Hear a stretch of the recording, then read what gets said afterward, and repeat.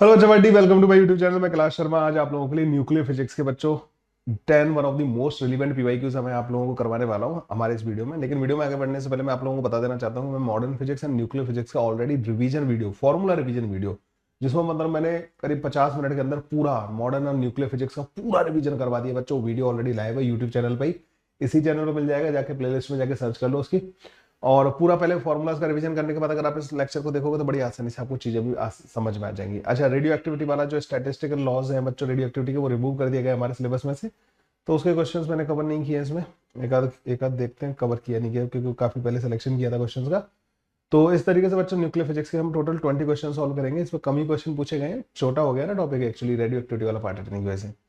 दूसरा बच्चों, जो मैंने वो वीडियो अपलोड किया था modern physics and nuclear physics का, जो वन शॉट रिवीजन, जो 50 मिनट में पूरा फॉर्मूला रिवीजन कराया था बच्चों, इसी तरीके के वीडियोस आपको और टॉपिक्स पे करवाऊंगा मैं हमारे क्रैश कोर्स में।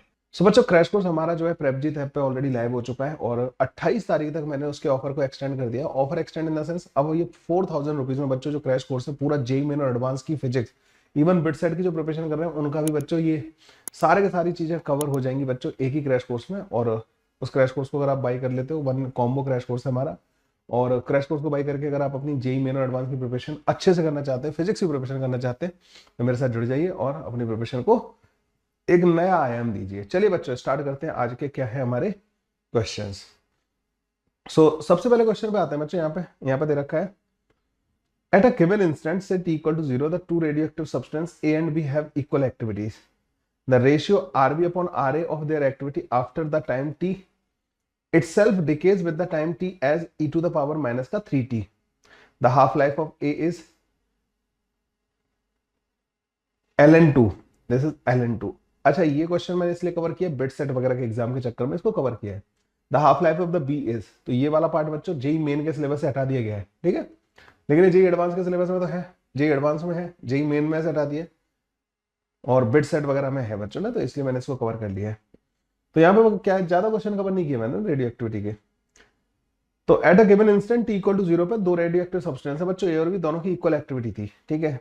The ratio R B upon R A equal, उनकी एक्टिविटी का रेशियो जो है after time T itself decays with, जो रेशियो है ना वो खुद डिके हो रहा है, कैसे, e to the power minus का 3t से। हाफ लाइफ बच्चों ए वाले की दे रखी है, मैं ln2 के बराबर, हाफ लाइफ बी की पूछी है। कैसे करते हैं बच्चों इस टाइप के क्वेश्चंस को सॉल्व?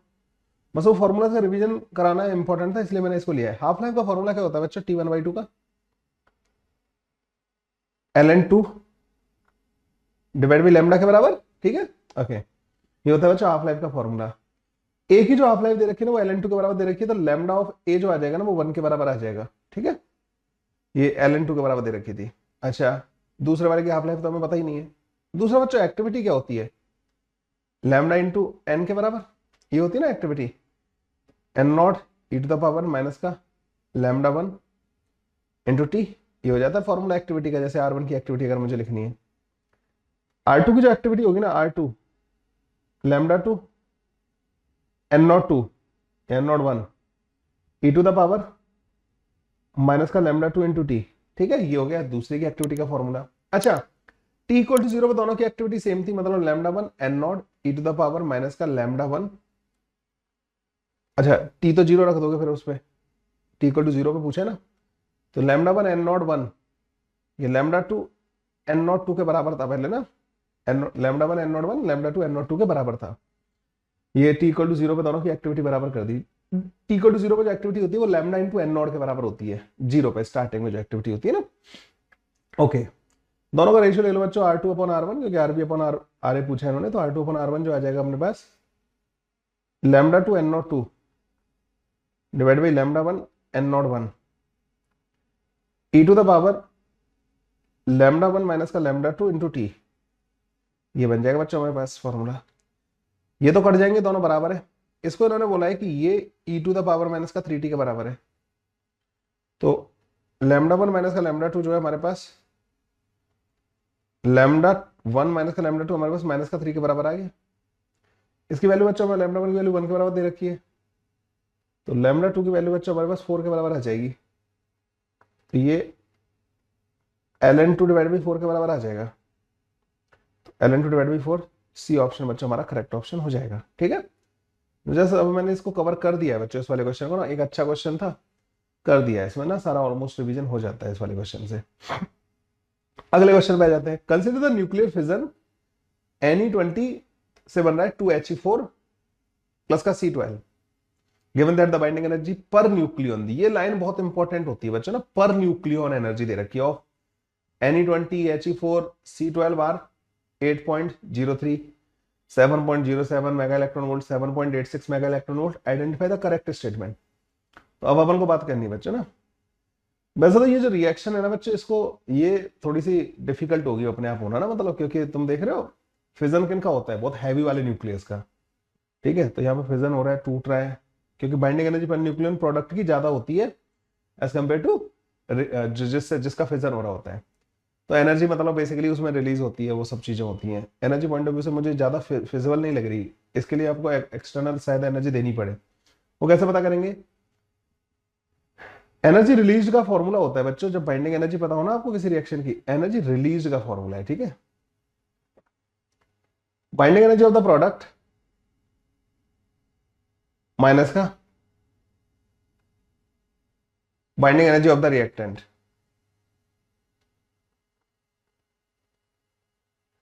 ठीक है। ये होता है बच्चों एनर्जी रिलीज का फॉर्मूला। एनर्जी रिलीज को मैं ER से लिख रहा हूं, ठीक है। तो binding energy of the product क्या होगी बच्चों, ये दोनों जो बन रहे हैं, तो दो हीलियम बन रहे हैं, तो 2 हीलियम की बाइंडिंग एनर्जी पर न्यूक्लियन कितनी दे रखी है बच्चों? 7.07। इसके न्यूक्लियन कितने होते हैं इसमें? 4, तो टोटल 8 न्यूक्लियन हो गए ना, 4 इंटू 2 8 हो गए, ठीक है। प्लस का binding energy of the carbon जो है 7.86 इंटू 12, ये तो हो गई प्रोडक्ट की बाइंडिंग एनर्जी। रिएक्टेंट की बाइंडिंग एनर्जी नियोन 20 इंटू 8.03। तो जो एनर्जी रिलीज आएगी ना बच्चों 856, 856, ठीक है, प्लस का 1272, 84 और 7 91,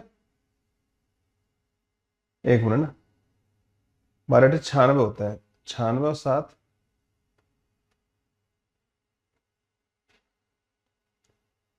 12 7 84 94, 94 दिस माइनस का 6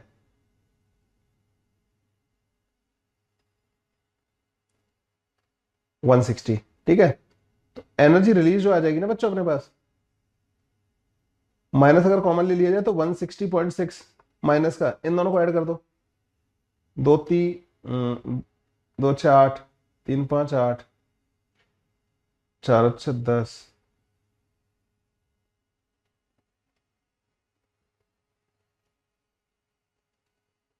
15,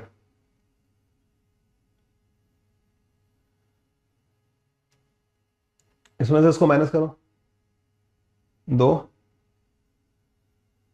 7,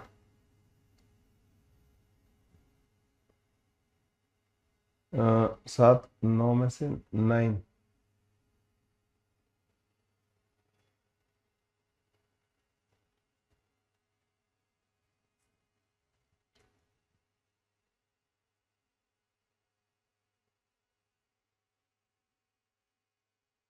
नहीं,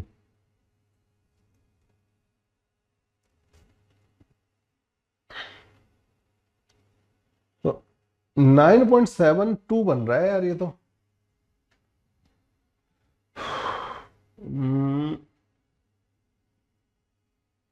9.72 बनेगा, कितना बनेगा? यस, इतना कुछ बन रहा होगा, 6 होता, 22 कम, 60, 12 और 9.72 मेगा इलेक्ट्रॉन वोल्ट आंसर आ रहा है मेरा तो यार। This much energy will you to supply, तो एनर्जी रिलीज नेगेटिव आ रही है, मतलब एनर्जी सप्लाई करनी पड़ेगी। तो यार इस वाले का तो मुझे लग रहा है कि मैंने कोई गलती तो नहीं की, 8.03 है यहाँ पे भी, ठीक है। ये नियॉन का दे रखा है ना, ये रहा, सही है। 12 इंटू दिस, ये भी सही है। दो हीलियम के हैं He4, 4 इंटू 7.0, 7 इंटू 4 और वो 2 है तो 2 से मल्टीप्लाई कर दिया, 7.86 इंटू 12 कर दिया, 8.03 इंटू 20 कर दिया। तो यहाँ पे अभी 8 7 56, 8 7 56 ये सही है।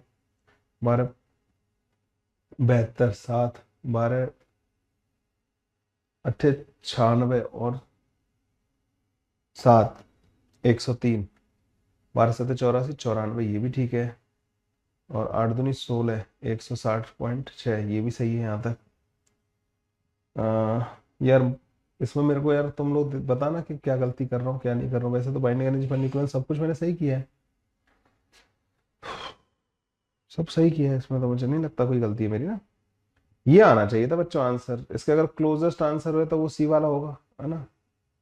और तो इसमें से क्या ही टिक करके आ सकता हूँ, आंसर इन्होंने सी दिया है लेकिन मेरा नहीं आया यार इसका आंसर ना। ठीक है, 12 के करीब बोल रहे हैं एनर्जी रिलीज। ये सब सही जोड़ा है मैंने, ये सब सही नहीं जोड़ा है ना यहाँ पे कुछ। देखता हूँ, 6 और 2 8, 3 और 5 8, 4 और 6 10, 9 और 5 14 15, 150 ये भी ठीक है। यार देखो मुझे नहीं पता इसमें क्या हुआ है, फिर भी अगर कोई आप लोगों को कुछ और समझ में आया तो मुझे कमेंट करके बताना। कमेंट्स में जरूर चेक कर लेना बच्चों ना इसमें मैंने क्या किया है, ठीक है। कमेंट में मैं अगर कोई गलती कर रहा हूँ, कुछ ऐसा होता है कई बार मिस हो जाती है चीज़ें, नहीं दिमाग में आ रही है अभी ना, तो अगर ऐसा कुछ होगा या क्वेश्चन ही गलत है तो वो सारी चीज़ें अपन जो है कमेंट में लिख देंगे। चलिए बच्चों नेक्स्ट क्वेश्चन करते हैं। An alpha particle of mass m suffers one dimensional elastic collision with a nucleus at rest of unknown mass. It is scattered directly backward, losing 64% of its initial kinetic energy. The mass of the nucleus is. तो ये more over मतलब alpha particle वगैरह ये सब mention कर रखा है, इसलिए मैंने इसको न्यूक्लियर फिजिक्स में रखा है। अदरवाइज ये जो क्वेश्चन है ये बच्चों कोलिजन का क्वेश्चन है, ठीक है। तो यहाँ पे मान लीजिए वी नॉट स्पीड से ही आ रहा था, एम मास था इसका, और इस वाले का मास बच्चों एम डैश मान लेते हैं, ठीक है। 64% अपनी एनर्जी लूज करके वापस रिफ्लेक्ट हो गया है आफ्टर कोलिजन। बच्चों क्या हो गया होगा आफ्टर कोलिजन, ये ऐसे करके जा रहा है, ठीक है। अच्छा, काइनेटिक एनर्जी का जो फॉर्मूला होता है बच्चों वो हाफ एम वी स्क्वायर के बराबर होता है। इसका 64%, सो बच्चों ये 64% लूज कर रहा है, मतलब इसके पास रिमेनिंग कितनी होगी, तो जो रिमेनिंग होगी ना इसके पास वो 36% बची होगी। मतलब इसकी स्पीड जो है वी नॉट से वी नॉट बाई 6 हो गई होगी। तो ये वी नॉट बाई 6 से रिबाउंड कर रहा होगा, सॉरी 0.6 वी नॉट हो गई होगी, 0.6 वी नॉट, क्योंकि 0.6 का स्क्वायर करोगे तो 0.36 आएगा, उसका परसेंटेज वगैरह निकालोगे 36% आ जाएगा, ठीक है। तो ये 0.6 वी नॉट से बच्चों रिबाउंड कर रहा होगा।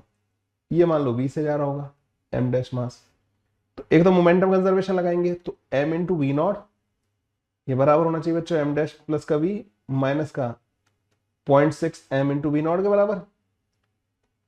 तो 1.6 M into V naught is equal to M dash into V, ये बन जाएगा हमारे पास। तो 1.6 M into V naught is equal to M dash into V, ये आ गया। अच्छा, एक इलास्टिक कोलिजन की कंडीशन लगा दो, ई इक्वल टू 1 है, इलास्टिक कोलिजन है ना, तो v प्लस का 0.6 वी नॉट ये बच्चों हमारे पास वी नॉट के बराबर आ जाएगा। तो 0.4 वी नॉट ये v के बराबर आ जाएगा। v की वैल्यू 0.4 वी नॉट यहाँ पर ले जाकर तो 1.6 M V naught is equal to 0.4 M V naught. तो एम डैश की वैल्यू बच्चों हमारे पास 4m के बराबर आ जाएगी। एम डैश की वैल्यू हमारे पास 4m के बराबर आ जाएगी। ये डी ऑप्शन करेक्ट ऑप्शन बनना होगा, है ना।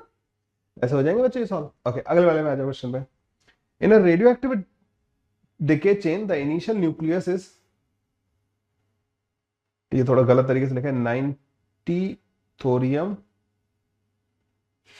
232 ऐसे लिखना था इसको ना। At the end there are 6 alpha particle and 4 beta particles which are emitted. तो जो भी बनेगा ना बच्चों न्यूक्लियस यहाँ पे हमारे पास, उसका जो देखो अल्फा पार्टिकल जो होते हैं ना वो इसको चेंज करते हैं। बीटा पार्टिकल में एटॉमिक मास नंबर चेंज नहीं होता, तो 6 अल्फा पार्टिकल मतलब 24 से इसको चेंज कर दो तो यहाँ 208 बनेगा। ये अल्फा पार्टिकल से ही चेंज होता है, बीटा पॉजिटिव बीटा नेगेटिव से चेंज नहीं होता, ठीक है। ये 208 बनेगा। तो 208 जिसमें भी दे रखा हो बच्चों ये हमारा आंसर हो जाएगा। तो हमारे पास सी वाला भी दे रखा है और ए वाला भी दे रखा है, तो हमें जेड भी चेक करना पड़ेगा। जब 6 अल्फा पार्टिकल निकलेंगे ना तो ये 12 से चेंज घट जाएगा, तो ये बचेगा 78 के बराबर। अब 4 बीटा पार्टिकल है। बीटा पार्टिकल में क्या होता है, एक न्यूट्रॉन, प्रोटॉन और इलेक्ट्रॉन में कन्वर्ट होता है। तो प्रोटॉन बढ़ जाएंगे, यहाँ पे 4 प्रोटॉन बढ़ जाएंगे तो ये 82 हो जाएगा। तो यहाँ पे 82 आ रहा होगा। ये वाला बच्चा हमारा C option will be the correct answer. ठीक है, सी ऑप्शन हमारा करेक्ट आंसर आ जाएगा। ऐसे क्वेश्चन बहुत आते हैं मतलब ना इसमें ज्यादातर। अगले क्वेश्चन पे आ जाते हैं। The ratio of the mass density of the nuclei of 40 Ca and 16 O is close to. Calcium और ऑक्सीजन जो एटम है बच्चों, इनकी जो न्यूक्लियस की जो डेंसिटी होगी उसका रेशियो पूछ रहे हैं। आपको एक फॉर्मूला याद रखना है, R equal to R naught 8 की पावर 1/3। ये होता है रेडियस ऑफ द न्यूक्लियस का फॉर्मूला, है ना। ओके, डेंसिटी जो होती है ना न्यूक्लियस की, वो मास ऑफ द न्यूक्लियस। मान लो न्यूट्रॉन और प्रोटॉन का मास में बराबर ले लूं, m के बराबर, दोनों का मास बराबर है, तो कितने न्यूक्लियस न्यूट्रॉन एंड प्रोटॉन होते हैं, a के बराबर। तो a इंटू एम, ये टोटल मास हो जाएगा, that divided by volume 4/3 pi r का क्यूब। तो r नॉट की पावर 3, a की पावर 1/3 की पावर 3 करोगे तो a बन जाएगा। तो ये जो है ना, a से बच्चों a कट जाता है और ये इंडिपेंडेंट आ जाता है ए के इंडिपेंडेंट आ जाता है डेंसिटी, मतलब दोनों की डेंसिटी बराबर होगी। ये मल्टीपल टाइम रिपीट हुआ था क्वेश्चन, इसलिए मैंने इस वाले को बच्चों यहाँ पे कवर किया है ना। ये 2-3 बार आया है इस तरीके के क्वेश्चन ना। डेंसिटी बच्चों ए पे डिपेंड नहीं करती, ये ध्यान रखना है आप लोगों को ना। ओके, अगले क्वेश्चन पे आ जाओ। Given below are the two statement, most of the mass of the atom and all its positive charge are concentrated in a tiny nucleus and the electron revolve around it is the Rutherford model। Rutherford का model यही था ना कि ज्यादातर जो positive, पूरा positive charge जो होता है वो एक टाइनी पार्टिकल के फॉर्म में न्यूक्लियस कहलाता है और वो सेंटर पे सेंटर्ड रहता है। ठीक है, अगला है बच्चों, an atom is a spherical cloud of positive charge with electrons embedded in it is a Rutherford model. ये तो वैसे ही गलत हो गया, ये तो थॉमसन एटॉमिक मॉडल था ना इस तरीके का। ये स्टेटमेंट 1 सही आ जाएगा और स्टेटमेंट 2 फॉल्स हो जाएगा बच्चों। सी ऑप्शन आ जाना चाहिए इसका। क्या है इसका answer? Yes, C option is the correct option. ठीक है, तो सारा चार्ज न्यूक्लियस की डिस्कवरी रदरफोर्ड ने की थी। उन्होंने बोला था कि भाई देखो, एटम के अंदर बहुत सारा खाली स्पेस होता है, पॉजिटिव चार्ज एक टाइनी पार्टिकल फॉर्म में सेंटर पर रहता है और इलेक्ट्रॉन्स उसके अराउंड घूम रहे होते हैं, जैसे हमारा सोलर सिस्टम है उस तरीके से। ठीक है, रदरफोर्ड का ये मॉडल था। फेल क्यों हुआ था? हाइड्रोजन स्पेक्ट्रम एक्सप्लेन नहीं कर पाया था, स्टेबिलिटी ऑफ द एटम को भी एक्सप्लेन नहीं कर पाया था। क्यों नहीं कर पाया था स्टेबिलिटी को?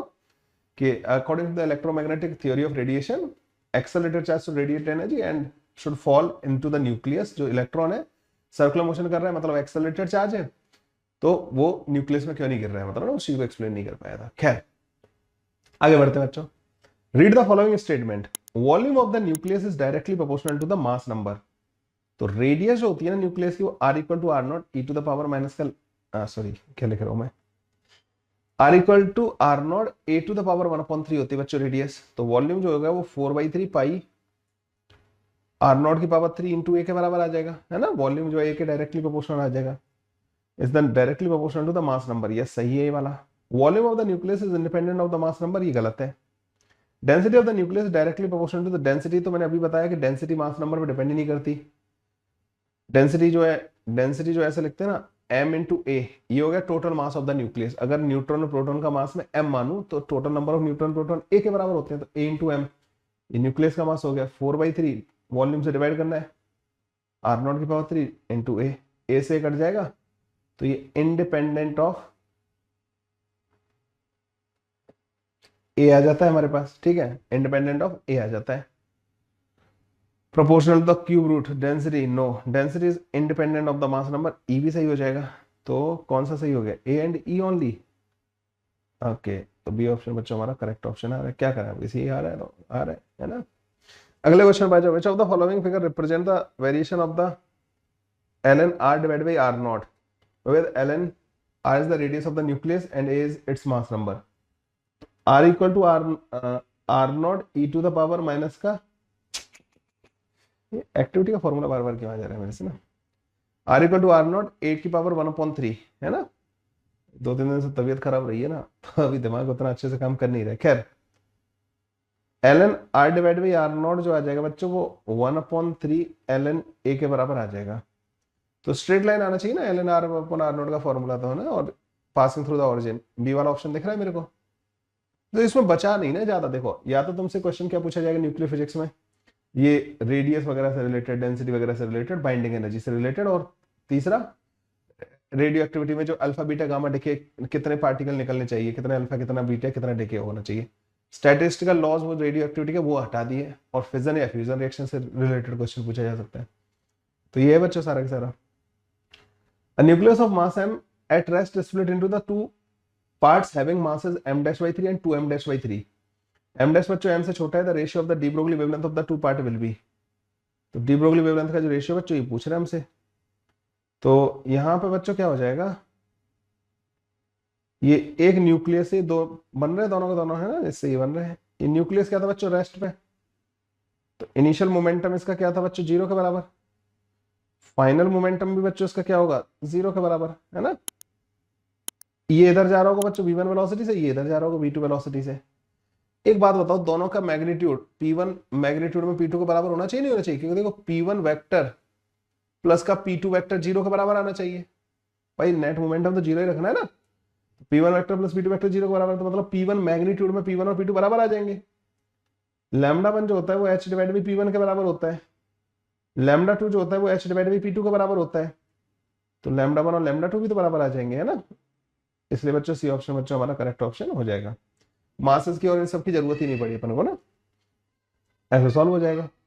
अगला क्वेश्चन बच्चों, how many alpha and beta particle are emitted when uranium, uranium है 90 to 238,